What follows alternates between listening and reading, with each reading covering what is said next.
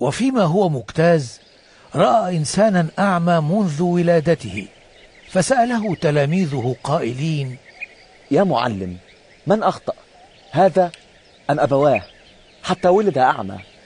أجاب يسوع: لا هذا أخطأ ولا أبواه، لكن لتظهر أعمال الله فيه.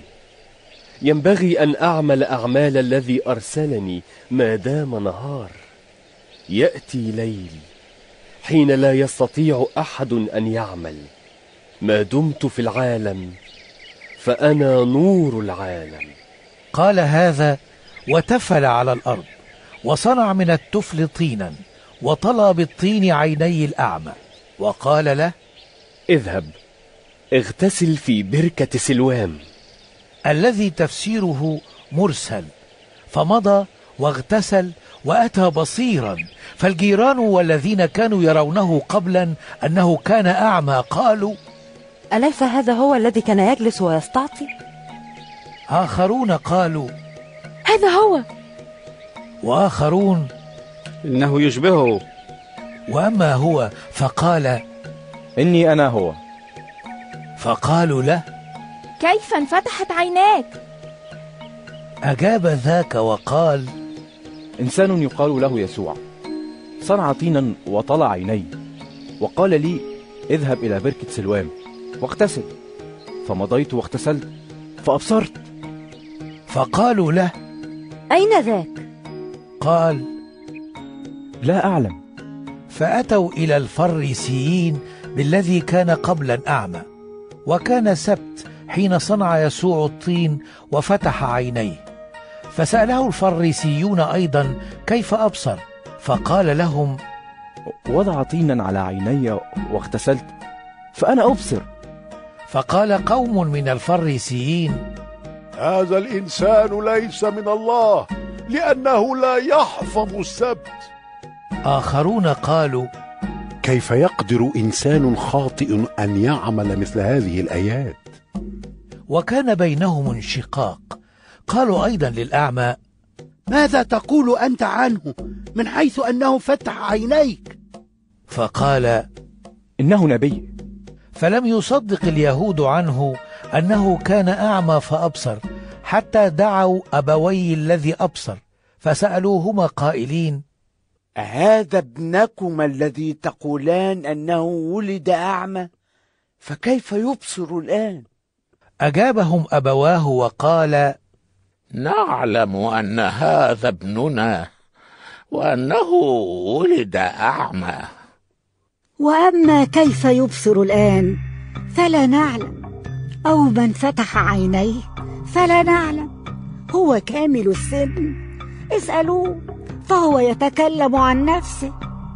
قال أبواه هذا لأنهما كانا يخافان من اليهود، لأن اليهود كانوا قد تعهدوا أنه إن اعترف أحد بأنه المسيح يخرج من المجمع. لذلك قال أبواه: إنه كامل السن، اسألوه. فدعوا ثانية الإنسان الذي كان أعمى، وقالوا له: أعطي مجدا لله، نحن نعلم أن هذا الإنسان خاطئ. فأجاب ذاك وقال: أخاطئ هو؟ لست أعلم، إنما أعلم شيئا واحدا، أني كنت أعمى والآن أبصر. فقالوا له أيضا: ماذا صنع بك؟ كيف فتح عينيك؟ أجابهم: قد قلت لكم ولم تسمعوا، لماذا تريدون أن تسمعوا أيضا؟ ألعلكم أنتم تريدون أن تصيروا له تلاميذ؟ فشتموه وقالوا: أنت تلميذ ذاك، وأما نحن فإننا تلاميذ موسى. نحن نعلم أن موسى كلمه الله، وأما هذا فما نعلم من أين هو.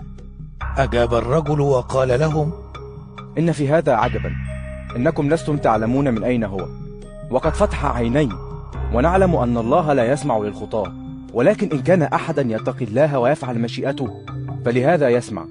منذ الدهر لم يسمع أن أحدا فتح عيني مولود أعمى، لو لم يكن هذا من الله لم يقدر أن يفعل شيئا.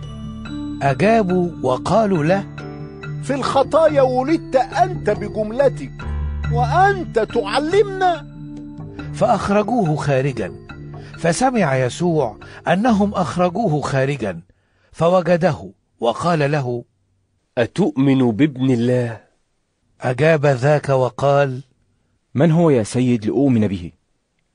فقال له يسوع: قد رأيته، والذي يتكلم معك هو. فقال: أؤمن يا سيد. وسجد له. فقال يسوع: لدينونة أتيت أنا إلى هذا العالم، حتى يبصر الذين لا يبصرون ويعمى الذين يبصرون. فسمع هذا الذين كانوا معه من الفريسيين وقالوا له: ألعلنا نحن أيضا عميان؟ قال لهم يسوع: لو كنتم عميانا لما كانت لكم خطية، ولكن الآن تقولون إننا نبصر، فخطيتكم باقية.